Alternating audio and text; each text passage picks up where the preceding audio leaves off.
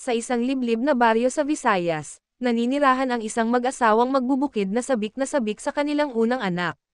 Sa ikapitong buwan ng pagbubuntis ng babae, nagsimulang kumalat ang mga bulong-bulungan na may gumagalaraw na tiktik sa kanilang lugar.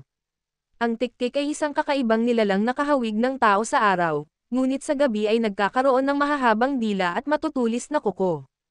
Kilala itong kasama ng mga aswang, at naghahanap ng sanggol sa sinapupunan ng mga buntis upang kainin. Isang gabi, habang mahimbing ang mag-asawa, nakarinig sila ng kakaibang tunog sa bubungan, isang mahinang tik, tik, tik, na tila papalapit. Ngunit ang matanda sa baryo ay nagbabala, kapag malakas ang tunog, malayo pa yan. Pero kapag mahina na, nasa tabi mo na siya.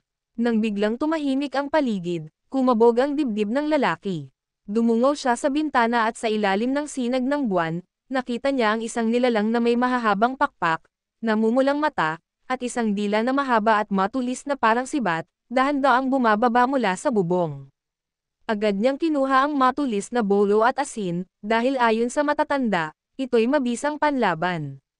Habang papasok ang dila ng tiktik sa siwang ng bubong, mabilis niya itong tinaga. Sumigaw ang nilalang sa matinis na tinig at mabilis na lumipad palayo, naiwan ang bakas ng dugo sa sahig.